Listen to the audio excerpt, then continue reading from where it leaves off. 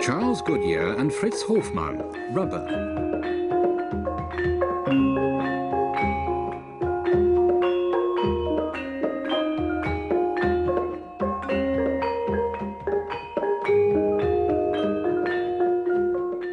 In 1492, Columbus discovered America. In the New World, he and the Spanish conquistadors came across some strange customs. At cultic festivals, the Indians played with elastic balls, unknown in Europe at the time. The balls were made from a milky white sap obtained from indigenous trees. When the sap dried, it coagulated to form a tough, elastic and water-repellent mass. An ideal material which the Indians used to make waterproof clothing, shoes and flasks. They called the resin caoutchouc, which means wood that weeps. Uses could have been found for caoutchouc, or rubber as we call it, in Europe too, but Europeans were more interested in the fabulous golden treasures of the New World. 200 years later, Charles-Marie de la Condamine went on a geographical expedition to South America. He'd been commissioned to carry out surveying work, but Condamine was far more interested in rubber. However, with the methods available at the time, it was difficult to work, and liquid latex did not lend itself to lengthy transportation either, so in Europe, rubber remained little more than a curiosity. It wasn't until the mid-18th century, when suitable solvents for rubber were developed, that new applications opened up. Rubber solution could be used, for example, for making gas-tight balloon envelopes. But all rubber products at this time had substantial drawbacks. In hot weather they were sticky, in cold weather stiff and brittle. Scottish scientist Charles Mackintosh came up with a partial answer. In 1823 he enclosed the tacky layer of rubber between two strips of linen. This didn't actually solve the problem, but it did enable waterproof garments to be manufactured. In 1824, rubber production worldwide amounted to no more than 100 tons, but 1830 saw the start of a veritable rubber boom. Within just 6 years, rubber production increased tenfold.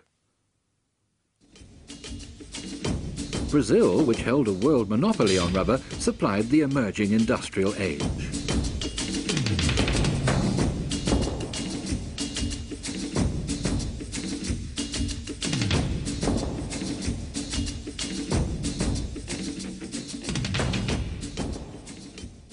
The economic crisis of 1837 resulted in many firms going bankrupt. The rubber industry was particularly hard hit. Its products still suffered from the familiar shortcomings. Attempts to make rubber durable through the use of additives proved more or less fruitless, until 1839, when American scientist Charles Goodyear discovered a suitable method of improving the properties of rubber.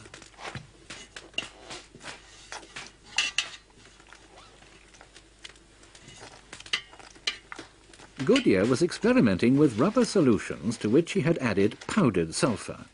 Others had used sulfur before Goodyear and had achieved partial success mixing rubber with sulfur and drying it in the sun. Goodyear pursued the same course. He was using a kiln to dry the rubber, but he still had not achieved the success he'd hoped for.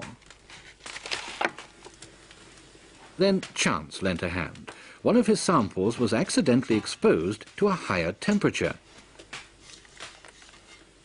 Most of the rubber carbonized.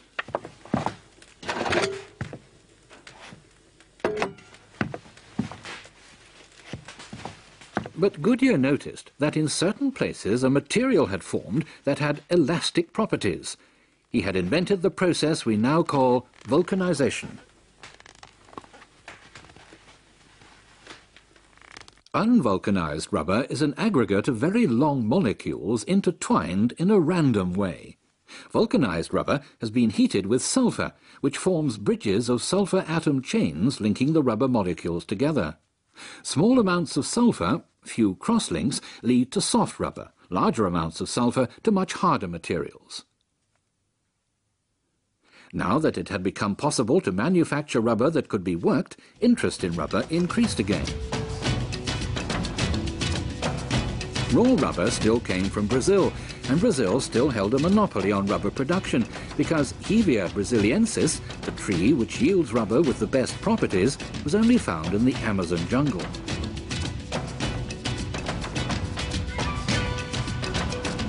But the rubber trees only occurred individually and were scattered throughout the rainforest. Tapping the resin was a laborious process.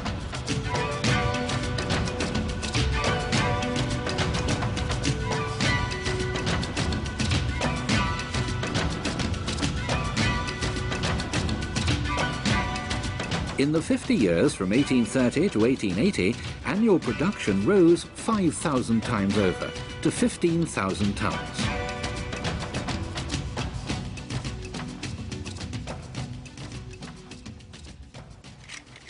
Because of its elasticity, rubber proved an ideal material for the tread of bicycle tires.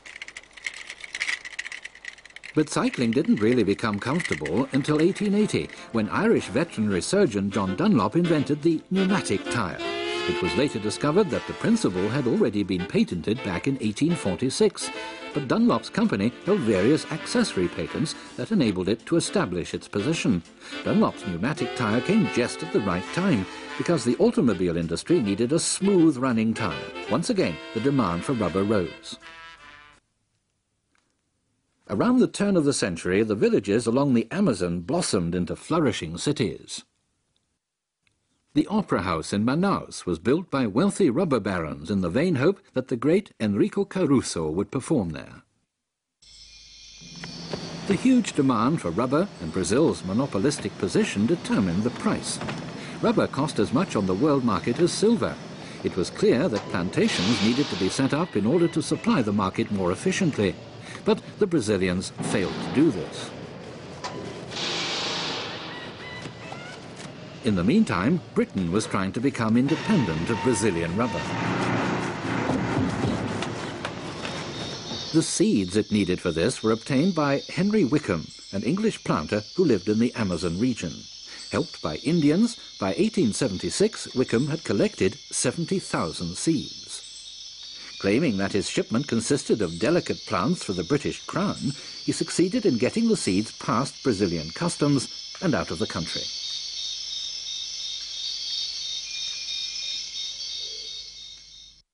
"2,000 of the seeds germinated in British greenhouses and were taken as seedlings to Britain's colonies in Southeast Asia, where the first plantations were set up.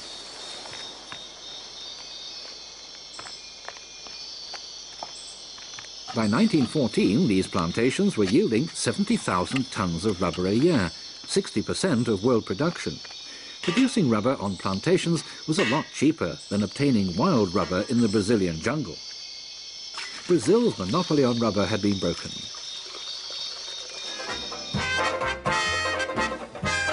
Increasing motorization in particular boosted the demand for rubber. It became clear that supplies of wild and plantation rubber would soon be insufficient. One possible solution to the problem was to manufacture synthetic rubber. The basic chemical building block for this, isoprene, had been known about since 1860. In 1909, German chemist Fritz Hofmann succeeded in producing synthetic rubber from isoprene. But there was no really economical way of manufacturing isoprene. So Hofmann turned to a substance that was similar but easier to obtain, dimethyl butadiene. In 1910, the methyl rubber produced in this way was used to mould the first car tires. Even the German emperor had his cars fitted with these tires, and Kaiser Wilhelm expressed his satisfaction with methyl rubber tires. But during the First World War, only 2,500 tons were produced in Germany because methyl rubber was an inferior substitute. After the war, production was stopped. It was only after 1933 that synthesizing rubber from butadiene was included in a 4-year plan intended to make Germany self-sufficient. In his party speech in 1935, Adolf Hitler stated that work would begin immediately on the construction of a large synthetic rubber factory. A suitable site was found at Schkopau near Halle. In 1936, the first tire made from Bune S was presented. Meanwhile, work on the Schkopau plant was progressing. The site was connected up to the raw materials supply network of the German Reich. A factory was under construction that would make Germany independent of British plantation rubber. The necessary basic materials, butadiene and styrene, were obtained from coal and limestone.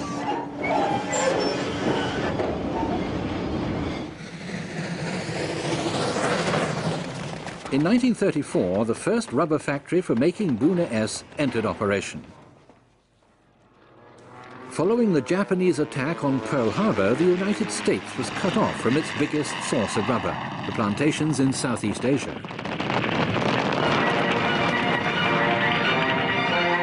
Consequently, in America too, state-owned factories for manufacturing synthetic rubber sprang up almost overnight.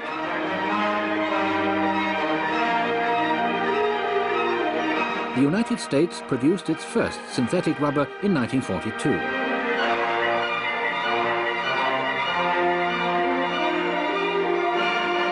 The synthetic rubber was used to make tires and dummy tanks and trucks designed to fool enemy reconnaissance.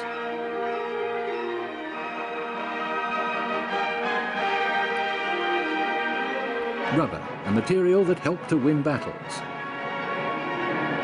A material of great military importance. After the war, the Allies forced Germany to stop producing synthetic rubber and its basic components. It wasn't until 1952 that work could begin on rebuilding the production facilities. In 1953, German chemist Hermann Staudinger was awarded the Nobel Prize for Chemistry for his research into macromolecules. Thanks to Staudinger's theoretical work, chemists were able to manufacture synthetic fibers, plastics and rubber to meet specific needs.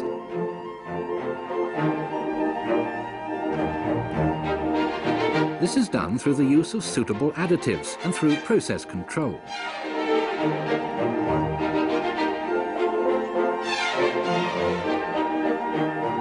In this way, the elasticity and other mechanical properties and the chemical resistance of rubber products can be improved. This applies to both synthetic and natural rubber.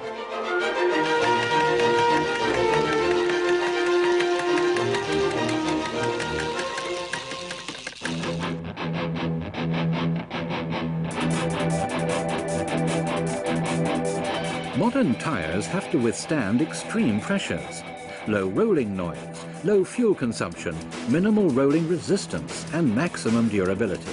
These are just some of the requirements tyre manufacturers have to meet.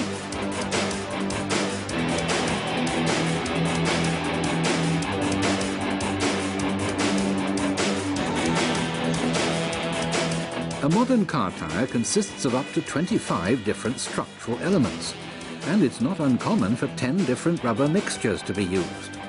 Despite all the progress that has been made in the manufacture of synthetic rubber, it's mixtures with a high proportion of natural rubber in particular that have proved most suitable for areas that have to withstand high mechanical strength. Condoms are virtually always made from natural rubber. They are manufactured from latex in a dipping process. They receive their elasticity from subsequent vulcanization. Silicone, seen here in a non-vulcanized and thus viscous form, has totally new properties. Silicone retains its elastic properties over a wide range of temperatures, so it's an ideal material for use in extreme conditions. When man first set foot on the moon, the soles of his boots were made of silicone.